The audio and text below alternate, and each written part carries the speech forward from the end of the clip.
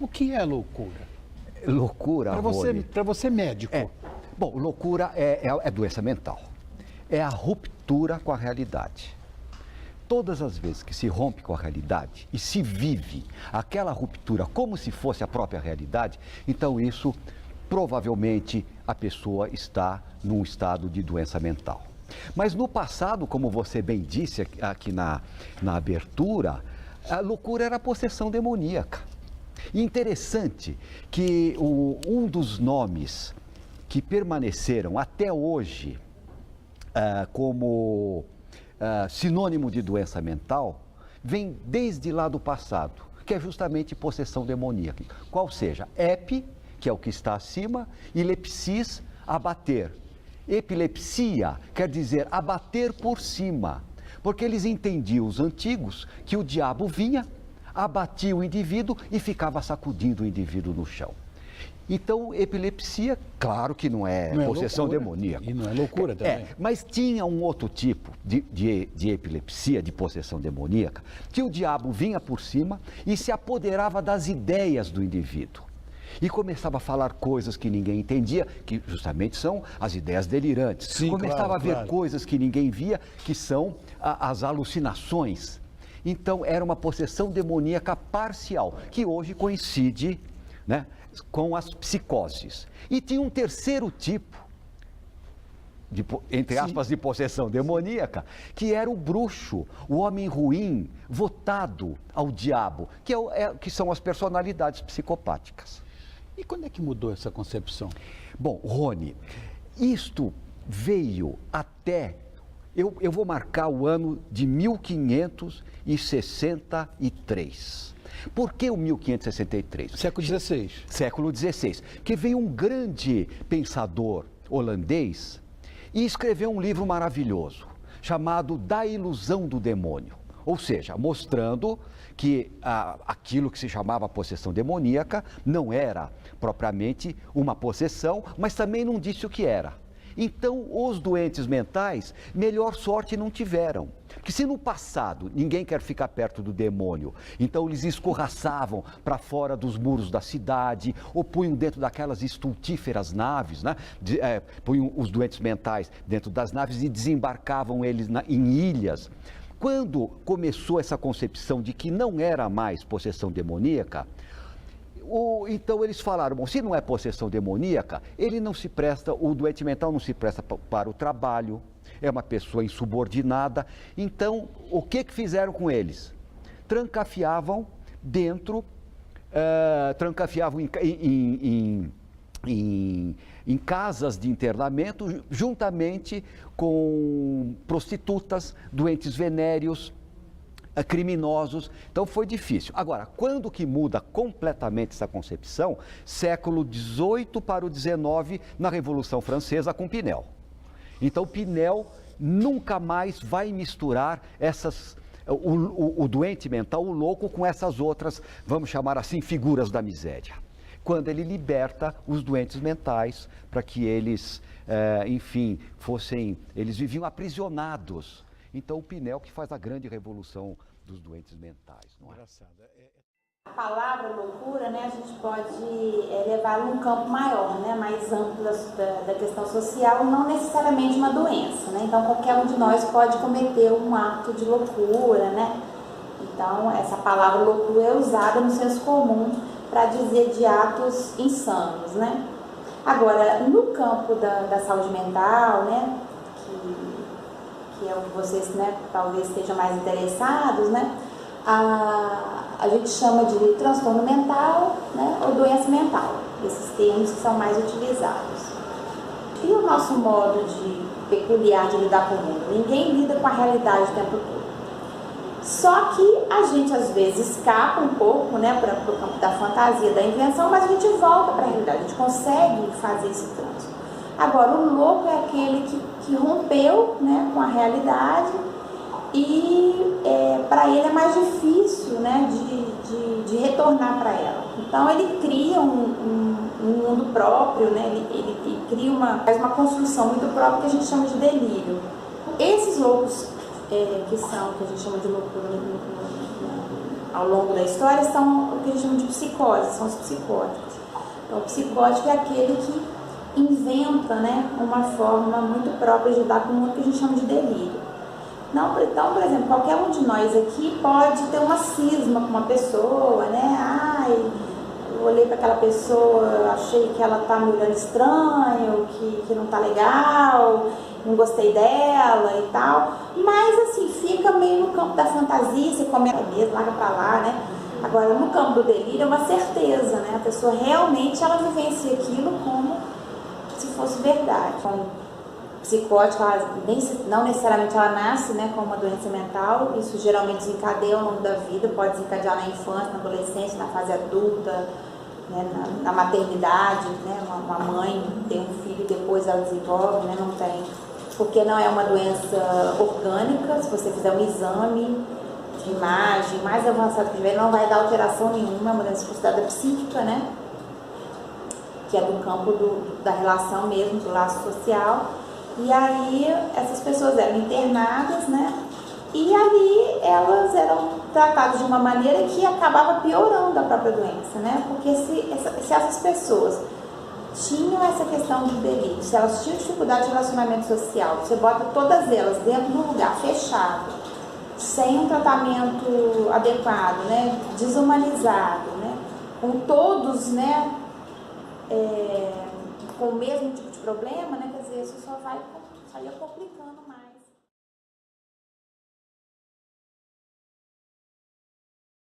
Na sua opinião, como é que está hoje a psiquiatria? Atualmente, como é que ela anda aqui no nosso país? Eu acho que não só no nosso país, Rony, mas no mundo, ela é decadente. É decadente, bastante Sim. decadente. Eu diria que quando começaram, porque nesta época do Pinel, os doentes mentais também não tiveram muita sorte, porque não tinha tratamento. Então o tratamento era horrível, como por exemplo, choques sensoriais, ameaçar de jogar num covil de cobras. Uma cadeira que se chamava Girator, era uma corda amarrada no teto, numa cadeira, amarravam o doente mental nessa cadeira e ficavam girando até ele ter... Então hoje a gente ainda lida, né, com, vamos dizer, com pessoas que viveram, né, a vida toda internadas, que a gente hoje atende ainda nos serviços que a gente trabalha. Hoje o serviço que atende, né, é um modelo não manicomial, porque é a partir, né, da lei de 2011, que é a chamada Lei Paulo Delgado, que é a Lei 10.216, que faz um divisor de águas. Depois dali, nenhuma pessoa pode ser internada mais em prolongamento, ele visa o laço social. E hoje a gente tem uma coisa muito mais interessante ainda, que as crianças, né, que desencadeiam isso na infância, a tendência é elas não romperem o vínculo com a escola, como também acontecia, né? Porque a primeira coisa que acontecia é a criança deixar de ir na escola e ficar só por conta da doença mesmo, à mercê da própria doença, né? Então hoje, com a garantia, né? E eu gosto mais de usar o termo garantia do que obrigatoriedade, né? Porque a lei, ela precisa garantir e não obrigar, né? Acho que são duas palavras muito diferentes.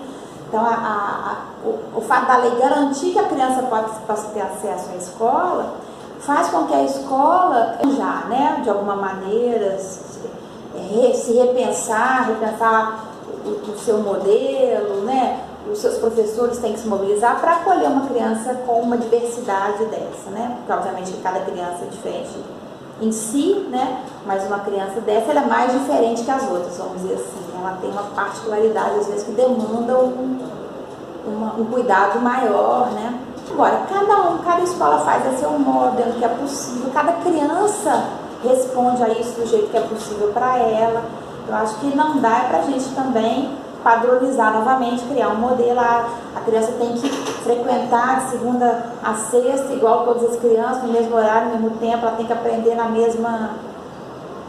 mesmo tempo que os demais, ela tem que... Então, assim, dentro do que é possível, o fato da criança ter garantido o acesso dela à escola já é muita coisa, perto do que ela não teria, né, há um tempo atrás. Se a gente tivesse trancado as pessoas como fazia antes, a gente vai ter que lidar com isso. Por que eu vou aprender a lidar com pessoas com doença mental se elas estão num lugar que eu não vi? a sociedade, a escola, ela não tem que se transformar numa outra coisa para atender aquela criança. Ela vai continuar sendo a escola, com as exigências dela, disciplinares dela. A escola tem que ter isso, pedagógico, ela ensina, tem aquele horário, ela tem as regras dela, não tem que mudar. Agora, dentro dessas regras, eu posso ter uma sensibilidade, né? Eu posso ter um cuidado, eu posso ter uma escuta, eu posso ter um olhar mais cuidadoso que possa, com isso, incluir essa criança que é considerada diferente. E outra coisa que eu quero dizer também que é importante, que às vezes a pedagogia nos demanda muito, é que a gente ensine para elas, uma criança, eu tenho que entender sobre autismo, por exemplo, eu tenho que entender sobre esquizofrenia infantil para me atender uma criança com esquizofrenia. E isso não é verdade, assim, não é por aí, né? Então o professor, ele tem que entender do conteúdo, ele tem que entender da dinâmica. Tinha um caso que eu acompanhei de um menino autista e que eventualmente ele era muito agitado na sala, a professora tinha até uma professora que ficava junto, né, a professora de apoio, né? E a gente fez esse trabalho assim com ela, né? E aí ela veio com essa necessidade, não quero entender sobre autismo. Eu falei, não esquece de entender sobre autismo. É o seguinte, entende essa criança, escuta ela, presta atenção nela. Não pensa no autismo, porque às vezes o diagnóstico te faz de antemão, né? Criar certos preconceitos, certas reservas, né? E que às vezes para aquela criança não vai funcionar, até porque criança é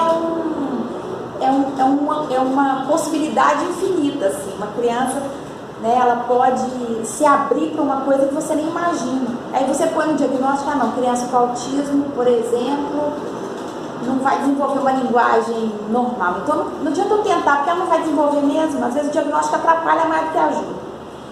E aí eu falei, não preocupa com isso, faz o seguinte, aprende ele, entende ele, escuta, presta atenção, fica atento. Qualquer coisa diferente você fica atento. O que ele gosta, o que ele se interessa.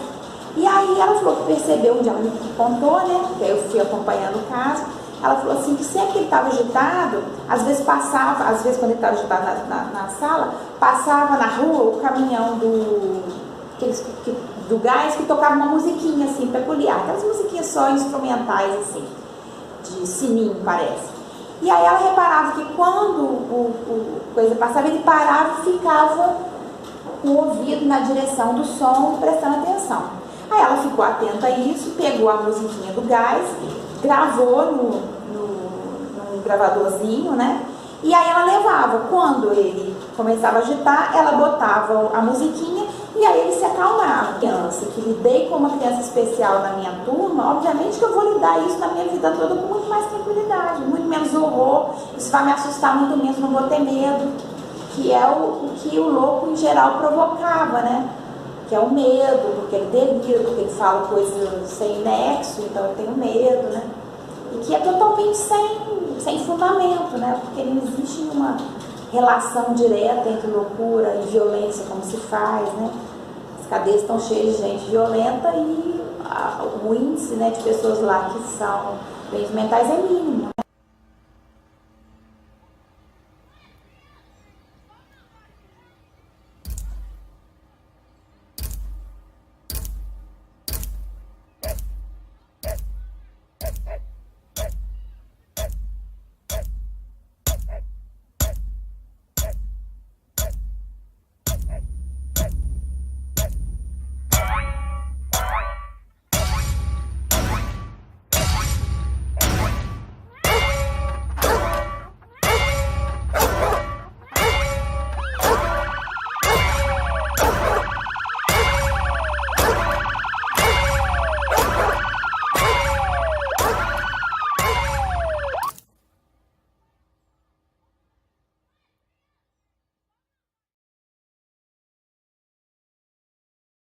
Quando você sente uma dor de dente, você vai no dentista ou não conta pra ninguém?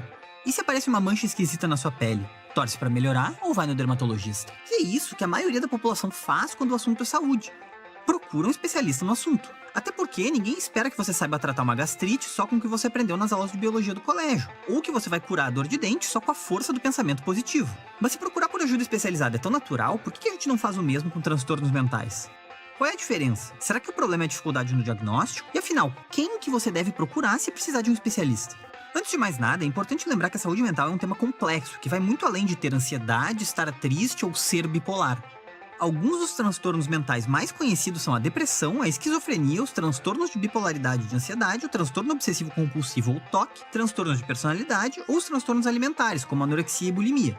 Assim como tendinite, diabetes ou anemia, os transtornos mentais têm grupos de risco, sintomas, diagnósticos e tratamentos. Ou seja, nada muito diferente de outras doenças.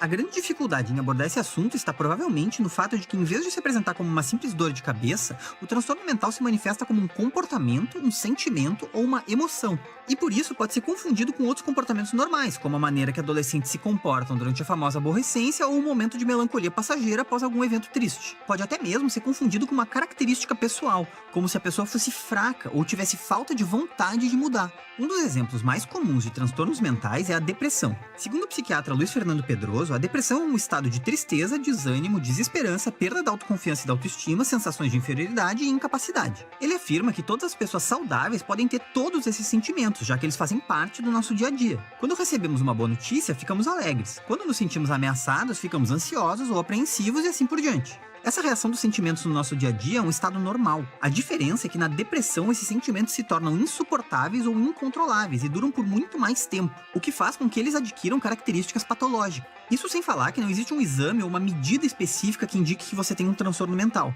Além disso, não existem causas 100% definidas. Uma pessoa que desenvolve esquizofrenia, por exemplo, ela é fruto da interação entre uma predisposição genética, características de personalidade e experiências de vida ou interações com o ambiente.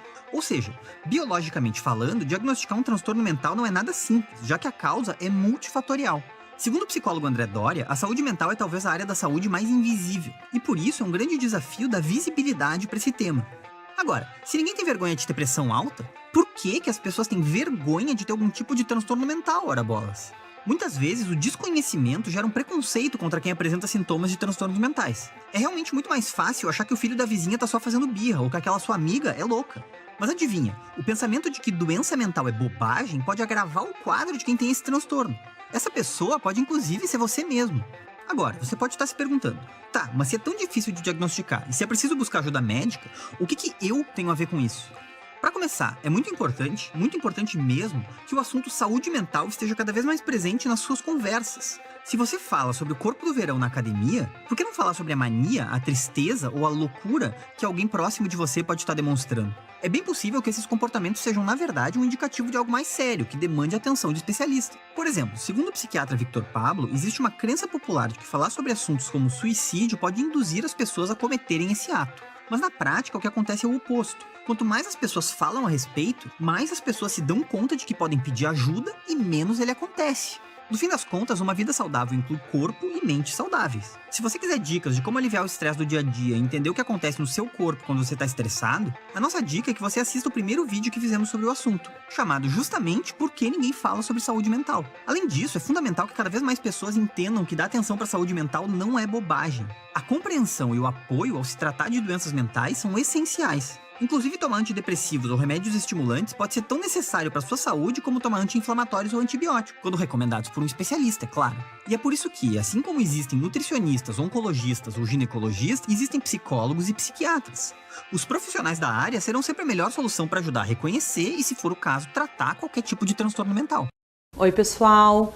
Meu nome é Maria Fernanda, sou médica psiquiatra e a intenção desse vídeo é falar um pouco sobre os mitos e tabus que permeiam a psiquiatria. Quando os pacientes chegam na primeira consulta no meu consultório, eu vejo que muitos deles estão desconfortáveis pelo fato de ter que ter procurado um psiquiatra. A gente entende isso porque ainda se tem um estigma muito grande na sociedade, na nossa cultura, em relação às doenças psiquiátricas. Um dos mitos em relação à psiquiatria se refere à medicação. As pessoas não procuram um psiquiatra porque têm medo de ter que usar medicação, pensando que ou vai ter que tomar o resto da vida, ou que a medicação vai viciar, ou então que eles vão ficar bobos e não vão conseguir trabalhar, vão ficar com muito sono. Vejam, a grande maioria das doenças psiquiátricas, o tratamento tem um período e depois desse período é feito o desmame e a pessoa segue a sua vida. A grande maioria das medicações também não viciam e nem causam a dependência. E a nossa intenção enquanto psiquiatra é que o paciente tenha a maior autonomia e retorne à vida dele como era antes. Então nós não vamos querer deixar o paciente babando, sedado, bobo, como se diz. Nós queremos que ele volte à vida dele como era anteriormente. Um outro mito ou estigma que se tem é psiquiatra é médico de louco, eu não vou procurar ele porque eu consigo dar conta sozinho, eu não preciso nesse momento. Veja, esse negócio de loucura não existe. Nós aqui tratamos doenças e eu entendo que muitas das pessoas acreditam que não querem procurar um psiquiatra porque vão dar conta sozinho, porque a grande maioria dos sintomas das doenças psiquiátricas são comportamentais. É raro na psiquiatria a gente ter sintoma físico, geralmente mexe com o nosso emocional. Então, se eu tenho uma doença psiquiátrica, eu não quero levantar da cama, eu fico desanimado, eu começo a brigar com todo mundo, eu me estresso e jogo alguma coisa no chão, ou eu fico muito irritado. E como isso mexe com o nosso comportamento, passa a falsa sensação de que eu dou conta sozinho, é que eu não me esforcei direito, mas dessa vez eu vou conseguir. É aí que surgem os burburinhos, que vem a família ou vem a tia-avó e falam, também, tá vendo fulano? Tá mal, mas porque ele não se ajuda, ele não toma banho, ele não levanta da cama. As pessoas não entendem que justamente o fulano não levanta, não se ajuda, não sai da cama, porque isso é um sintoma de uma doença. A partir do momento que a gente tem esse sintoma dessa doença, nós temos que tratar, nós temos que procurar ajuda, porque com o tratamento correto, a pessoa aí sim vai deixar de ter esse comportamento e vai retomar a vida dela como antes.